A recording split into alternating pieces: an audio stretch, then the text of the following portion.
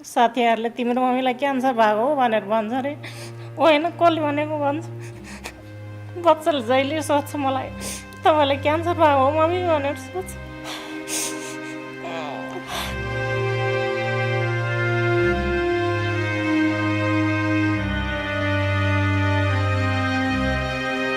आज 5 दिन भइसक्यो भर्ना नगरेको।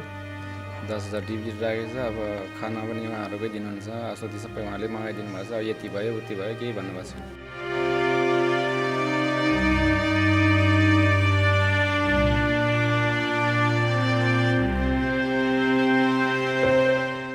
अब बच्चा पनि सानै छ, कसरी कमाउने, कसरी मैले उपचार गर्ने भन्नेमा छ म चाहिँ अहिले।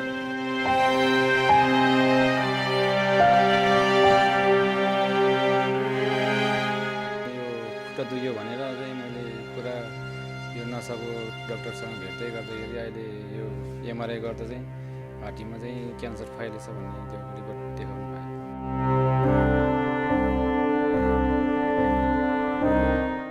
यो रोग फैलिसकेको छ। अब जिन्दगीभर नै उपचार गराइरहनुपर्छ यो रोगलाई, टाइम टाइममा फलोअपमा आइरहनुपर्छ भन्नुभएको छ।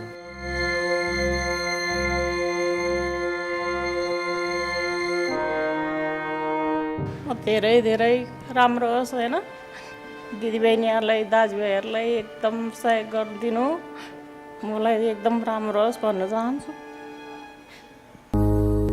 जीवन कथा तपाईँ र मेरो आफ्नै कथा। दिदी नमस्ते।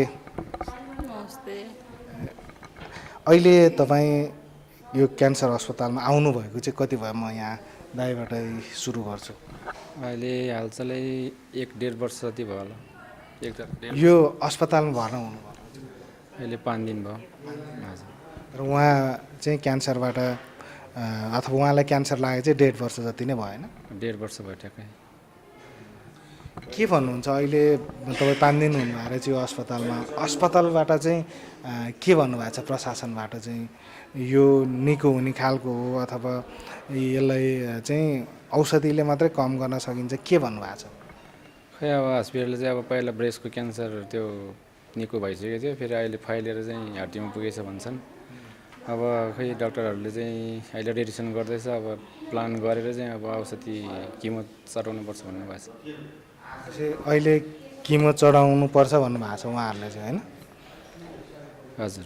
कति भयो यसरी उहाँलाई यसरी गाह्रो नै भएको चाहिँ? गाह्रो नै भएको चाहिँ अहिले हालचालै 1.5 वर्ष 1.5 महिना जति भयो। 1.5 महिना जति भयो होइन? 1.5 महिना जति भयो। अनि यो खुट्टा दुख्यो भनेर चाहिँ मैले पुरा यो नसाको डक्टरसँग भेट्दै गर्दाखेरि अहिले यो एमआरआई गर्दा चाहिँ हार्टीमा चाहिँ क्यान्सर फैलेछ भन्ने त्यो रिपोर्ट देखाउनु भयो। ए तपाईँहरूले चाहिँ अरू नै उपचार गरेर बस्नुभयो होइन? हजुर। पहिला यो क्यान्सर निको भएको थियो, अनि त्यहाँबाट खुट्टा दुख्यो भन्नुभयो। अनि खुट्टा दुख्ने नियममा चाहिँ अब यो नसा च्याप्ने यताउता भयो होला भनेर चाहिँ नसाको डक्टरले देखाउने गरेको थियो यही हस्पिटलमा। अनि डक्टर बसन्त के भन्ने चाहिँ डक्टर हुनुहुन्थ्यो, उहाँले चाहिँ अब यो एमआरआई गरेर ल्याउनु भन्नुभयो। एमआरआई गरेर ल्याउँदा 2 ठाउँमा नसा च्यापेको देखाउनु भयो। त्यहाँनिर अनि फेरि ठाउँ ठाउँमा त्यो फोका फोका पानीको फोका जस्तो देखाउनु भयो। त्यसको लागि पनि यो अब क्यान्सर हो कि पानी जमेको हो भनेर बुझ्नको लागि चाहिँ उहाँले बायोप्सी त्यही एमआरआई गरेर त्यस्तो गरेर चाहिँ फेरि बोन स्क्यान गरेर ल्याउनु भन्नुभयो। त्यहाँबाट त्यो ल्याउँदाखेरि चाहिँ क्यान्सरै त्यो गर्नुभयो। क्यान्सरै हो भन्ने प्रमाणित भइसक्यो होइन? हजुर। क्यान्सरै हो भन्नुभयो। फेरि अहिले जुन पहिलाको अपरेसन गरेको घाउमा चाहिँ फेरि पनि भमर जस्तो आइरहेछ, त्यसमा पनि अहिले बायोप्सी गर्नलाई लैजानु भएको छ। अब के भन्नुभएको छ? कति जति खर्च जति लाग्छ भन्नुभएको छ डक्टरहरूले, के भन्नुभएको छ? खै खर्चको लागि त यति भन्नुभएको छैन। अब यो रोग फैलिसकेको छ, अब जिन्दगीभर नै उपचार गराइरहनुपर्छ यो रोगलाई, टाइम टाइममा फलोअपमा आइरहनुपर्छ भन्नुभएको छ। निको चाहिँ हुनलाई हुन्छ, तर यसलाई फलोअपमा चाहिँ गरिरहनु पऱ्यो होइन? औषधि चाहिँ खाइरहनु पऱ्यो। जिन्दगीभर त्यो औषधि खाइरहनु पऱ्यो, बेला बेलामा फलोअपमा आइरहनुपर्छ भन्नुभएको छ। म दिदीसँग नि जोडेँ। दिदीलाई अहिले कस्तो छ दिदी? अहिले मलाई अलि दुखेको चाहिँ हरा जस्तो छ, अनि धेरै गाह्रो भएको छ भित्र चाहिँ। अनि कसरी हराउने यो के गरी हराउने भन्नेमा छ मेरो चाहिँ। अब धन सम्पत्ति पनि सबै सिद्धिसक्यो, कसरी उपचार गर्दा गर्दै होइन? हजुर, उपचार गर्दा गर्दै। अब बच्चा पनि सानै छ, कसरी कमाउने, कसरी मैले उपचार गर्ने भन्नेमा छ म चाहिँ अहिले। कति वर्ष हुनुभयो नि तपाईँ? म 43 वर्ष भयो। बच्चाहरू चाहिँ कति कति सानै छ? 13 वर्षको छ छोरा। हजुर। अहिले उहाँलाई चाहिँ तपाईँले यस्तो रोग लागेको भन्ने कुरा थाहा छ कि छैन? थाहा त छ, भयो भने मैले त्यति भन्दैन उसलाई। सानै छ नि त बच्चा, सानै भएर धेरै भन्दैन मैले। अहिले चाहिँ तपाईँ त यहाँ हुनुहुन्छ, बच्चा चाहिँ कहाँ छ नि? बच्चा कोठामै आफै स्कुलमा आउँछ अनि बस्छ, ऊ आन्टीहरू जान्छ, आन्टीहरूसँग खान्छ।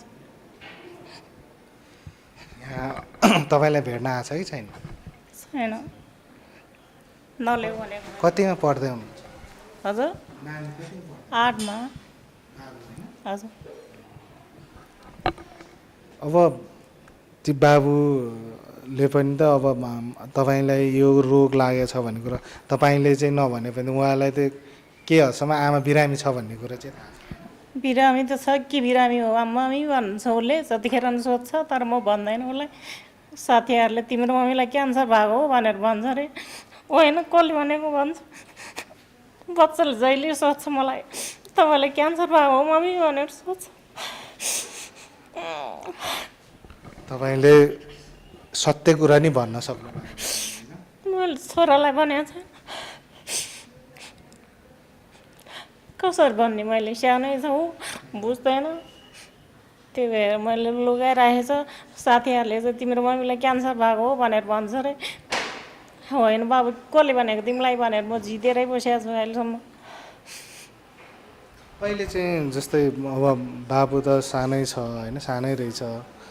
अब तपाईँ चाहिँ के गर्नुहुन्छ? हजुर, तपाईँ चाहिँ के गर्नुहुन्छ काम चाहिँ? अब अहिले त उहाँको स्याहार सुसारमै हुनुहुन्छ, योभन्दा पहिला चाहिँ के गर्नुहुन्छ? योभन्दा पहिला म ट्याक्सी चलाउँथ्यो, अनि अहिले बुढी सहार गर्नलाई कोही छैन, अनि त्यही भएर अहिले कामसाम छोडिरहेको छु मैले। अहिले पनि तपाईँको कमाइ छैन? छैन अहिले हस्पिटल भर्ना गरेको 5 दिन भइसक्यो, अहिले काम गरेको छैन। लगभग 10 दिन जति भयो काम छोडेको। अरू बेला चाहिँ तपाईँ जस काम गर्दैन? काम गरिरहेको थियो, बुढीलाई बिहान खाना बनाएर दिएर काममा गएर फेरि बेलुका खाना पकाउन आइपुग्थ्यौँ। कति जति चाहिँ कमाउनुहुन्छ त तपाईँले? के हुनु, आफ्नो गाडी छैन, सबको चलाउने हो। सबको चलाउँदाखेरि 1000-1200-1500 बस्थ्यो, तेल हालेर सबलाई दिएर। उहाँको औषधिको खर्चहरू चाहिँ होइन कसरी म्यानेज गर्दै हुनुहुन्छ अहिलेसम्म? अहिलेसम्म त अलिकति भएको पनि ऋण गरेर गरेको, त्यो भएको पनि सिद्धिसक्यो, त्यही भएर ऋण आफूले कमाउनेले पनि पुगिरहेको छैन होइन? पुगिरहेको छैन, भएको त सबै पहिल्यैको उपचारमा सिद्धियो हो, अनि त्यही भएर अहिले त्यस्तै भइरहेछ। अब सहयोगी मनहरू जसले यो भिडियो हेरिरहनु भएको छ, उहाँको होइन एउटा सानो छोरो छ होइन, त्यो छोरोको भविष्यको लागि भए पनि आमा बाँच्नु परेको छ होइन। अब बुवाले त कोसिस गरिरहनु भएको छ, तर पनि सहयोगी मनहरूले तपाईँको एक रुपियाँ अथवा तपाईँले गर्नुभएको अथवा एक कप चिया नखाएर पठाउनु भएको सहयोगले उहाँको छोरा टुहुरो हुनबाट बच्न सकिन्छ होइन। त्यो चाहिँ भन्न चाहन्छ। तपाईँहरूले यो पुरा भिडियो हेरेर चाहिँ उहाँहरूलाई सहयोग गरिदिनु होला भन्ने म पनि अपिल गर्न चाहन्छु। अब चाहिँ यो यहाँ अस्पतालमा चाहिँ कति जति राख्नुपर्छ भन्नु? खै त्यो त भन्नु भएको छैन अहिले त। अब आज 5 दिन भइसक्यो भर्ना गरेको, 10,000 डिपोजिट राखेको छ। अब खाना पनि उहाँहरूकै दिनुहुन्छ, औषधि सबै उहाँले मगाइदिनु भएको छ। अब यति भयो उति भयो केही भन्नुभएको छैन। दिनको चाहिँ कति लाग्छ अरे नि? खै बेड चार्ज 3800 भन्नुभएको छ कि अरे। अरू त त्यो औषधिहरूको त बिल ल्याउँदै राख्दै गर्नुभएको छ, हिसाबै गर्नुभएको छ। अब चाहिँ लाखभन्दा माथि बिल उठिसक्यो यहाँ? लाखभन्दा माथि पुगिसक्यो होला सर। अब खै हिसाब छैन, अब जब डिस्चार्ज गर्छ त्यतिखेर एकैचोटि पो हिसाब गर्नुहुन्छ अरे। जस्तै दिदी, म दिदीलाई भने अब तपाईँ त यो अवस्थामा हुनुहुन्छ, तपाईँको माइती चाहिँ कहाँ हो नि? मेरो माइती अत्तरबुक। हजुर। अनि दाजुभाइहरू पनि हुनुहुन्छ होला, तपाईँले यो रोग लागेको भन्ने कुरा पनि थाहा पाइसक्नु भयो होला होइन। के भन्नुहुन्छ उहाँहरूले? उहाँहरूले त राम्रो होस्, के अरे दिदीको लागि धेरै राम्रो होस्, सहयोग गर्नु पर्ला, सहयोग गर्नु पर्यो अब भनेर भन्नुहुन्छ।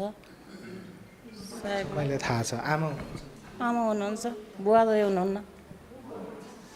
हेर्नु त अब आमा पनि बिचरा पीडामा हुनुहुन्छ होला होइन आफ्नो छोरीले भनेको छैन मैले भन्नुभएको छ। अहिलेसम्म भनेको छैन पहिलो त भनेको थियो अहिले भनेको छैन झन् धेरै पीडा लिनुहुन्छ हजुर कति वर्षको हुनुहुन्छ?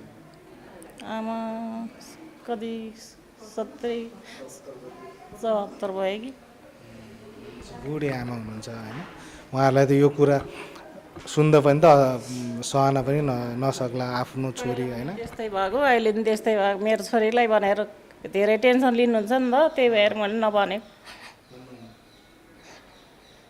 ओके यो भिडियो हेरेर बस्ने दर्शकहरूलाई चाहिँ होइन चिन्ता नगर्नु होला दर्शकहरूले सहयोगी मनहरू धेरै हुनुहुन्छ उहाँहरूलाई के भन्न चाहनुहुन्छ तपाईँ? म धेरै धेरै राम्रो होस् होइन दिदीबहिनीहरूलाई दाजुभाइहरूलाई एकदम सहयोग गरिदिनु मलाई एकदम राम्रो होस् भन्न चाहन्छु तपाईँ बाँच्न चाहन्छु तर मलाई सहयोग गरिदिनु होला भन्न चाहन्छु। हजुर म बाँच्न चाहन्छु सहयोग गरिदिनु धेरै होइन देश विदेश बस्ने दिदीबहिनीहरूले दाजुभाइहरूले राम्रो गरी होइन मलाई राम्रै होस् भन्न चाहन्छु म चाहिँ आफ्नो बाबु जो छ होइन उहाँहरूको भविष्यको लागि भए पनि सहयोग गरिदिनु होला बाबुको लागि पनि धेरै राम्रो होस् भन्छु म चाहिँ तपाईँ के भन्न चाहनुहुन्छ? हजुर म पनि त्यही हो मेरो भएको सिद्धिसक्यो अब जति सहयोग गर्नुहुन्छ दिदीबहिनी देश विदेश सबै ठाउँको दाजुभाइ दिदीबहिनीहरू सब अलिअलि भए नि सहयोग गरिदिनु हुन अनुरोध गर्दछु। हजुरको मैले सोध्न भुलेछु गाउँ चाहिँ कुन हो? मेरो सिन्धुपाल्चोक जिल्ला हेलम्बु 2 नम्बर तामाङ भिरकार्का। तपाईँ सिन्धुपाल्चोकै पर्नुभयो उहाँको चाहिँ उता अतर्फ तपाईँको चाहिँ यता हेलम्बु साइड हेलम्बु गाउँ बालिका 2 तामाङ भिरकार्का। एउटै हो जिल्ला जिल्ला चाहिँ एउटै पऱ्यो। हजुर हजुर सर। ओके हामी अन्त्यतिर छौँ जाँदा जाँदै सम्पूर्ण सहयोगी मनहरू जो यो भिडियो हेर्नु भएको छ उहाँहरूलाई चाहिँ म पनि विशेष गरेर सहयोग गरिदिनु होला तपाईँको सानो सहयोगले कसैको जीवन पाउनेछ भन्दै हामी आवश्यक परेको खण्डमा फेरि तपाईँहरूसँग जोडिने बाचा गर्दै अहिले भने छुट्छौँ तपाईँ दुवैजनालाई धेरै धेरै धन्यवाद।